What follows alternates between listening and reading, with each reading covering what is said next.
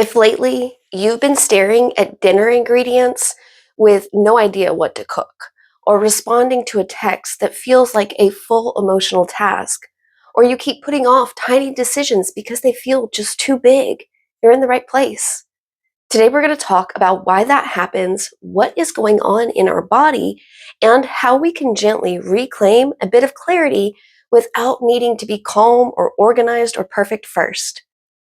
Hello and welcome to Torches, Yoga and Mindfulness. If you're new here, I'm Lauren and I'll be your coach.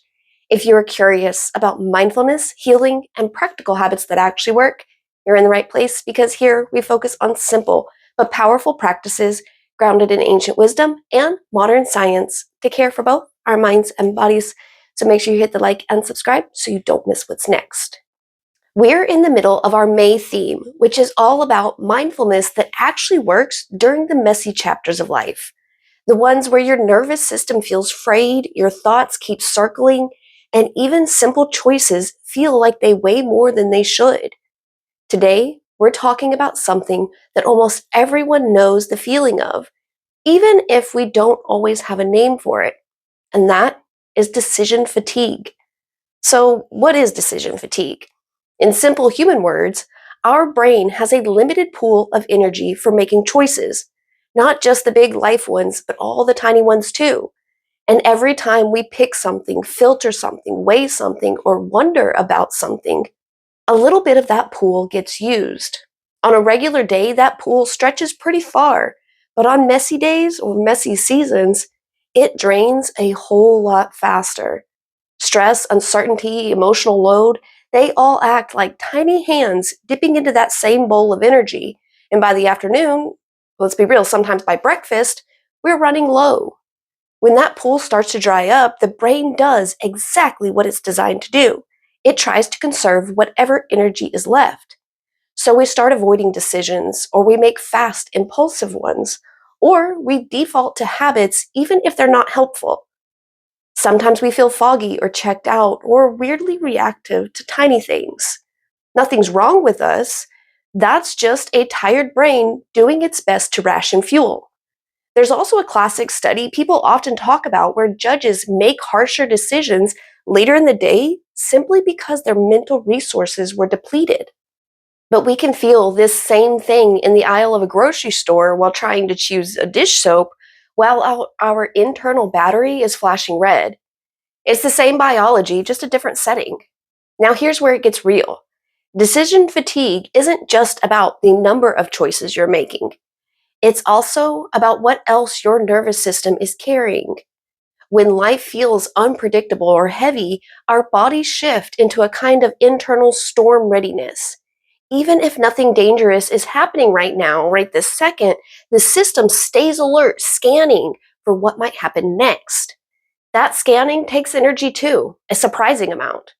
So while you're trying to figure out whether to send that email, your system is already running in the background, juggling dozens of invisible decisions. Should I push through or rest? Should I say something or stay quiet? Should I deal with the dishes or leave them? Should I check in on that person? Should I pretend I'm fine or ask for help? Every one of those questions draws from the same pool. We don't always notice it happening, but those micro choices pile up until even the smallest next step feels like trying to lift a soaked blanket off the floor. Here's the part I find comforting. The science behind this actually explains why mindfulness helps, even when we're nowhere near calm. The part of the brain that handles decision making lives right up in the front. It's the prefrontal cortex. It's great at planning and weighing options, but it's also delicate. When our nervous system tips towards overwhelm, the body starts shifting resources away from the prefrontal cortex, that part of the brain, and into the areas that deal with stress and survival. It's not sabotage, it's biology trying to protect us. Mindfulness doesn't magically refill the tank. What it does is interrupt that automatic shift. It lowers the cognitive load, even for a moment. It reconnects us with our own internal signals. And this is the key part.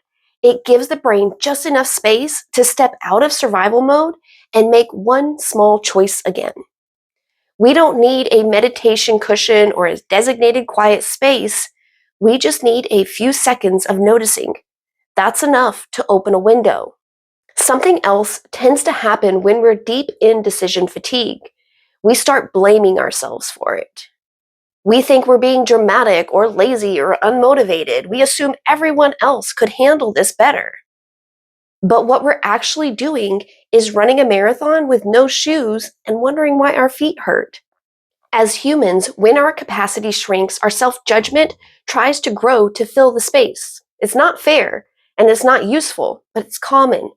So if you've been hard on yourself for being indecisive or avoidant or mentally drained, I want you to hear this in a very grounded way. You are not the problem. Your body is signaling that it is working overtime, and that signal is something we can work with. It's information. It's our body trying to communicate with us, which, of course, brings us to our practices that we can use in our day-to-day to help support ourselves when the decisions stack up on us. The first one is something I call micro triage. It takes about 10 seconds. When you feel stuck or overloaded by too many choices, pause just long enough to feel your feet on the floor. Nothing fancy, just an anchor. Then ask yourself one simple question. Does this need action, attention, or can it wait? We are not deciding the whole thing. We are just sorting the moment. If it needs action, you do the smallest part of it. If it needs attention, you acknowledge it and plan to revisit it soon. If it can wait, you put it down without guilt. This reduces cognitive overload because your brain stops juggling 10 things at once. You're giving your system clarity in the smallest possible container. The second practice is what I call choice bracketing.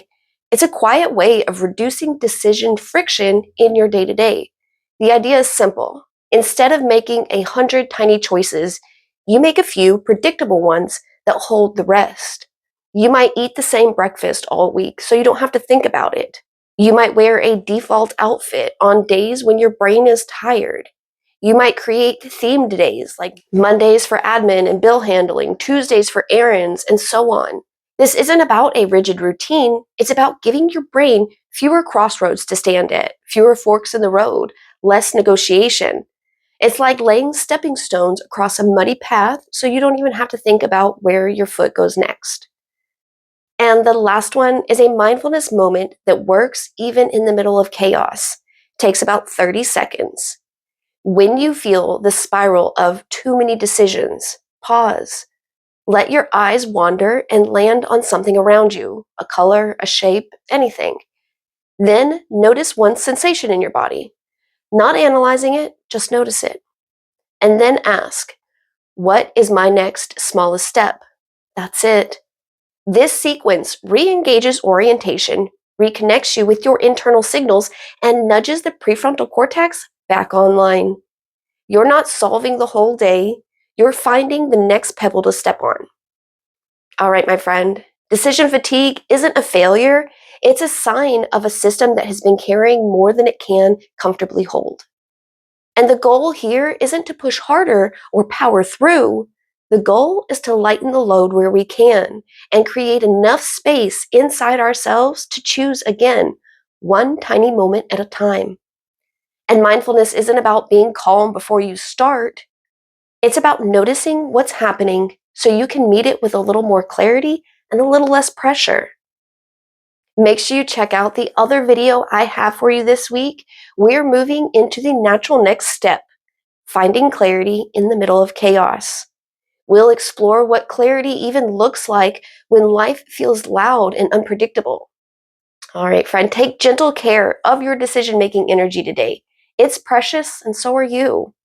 Thank you so much for sharing a piece of your day with me. Stay present, stay kind to yourself, and I will see you soon.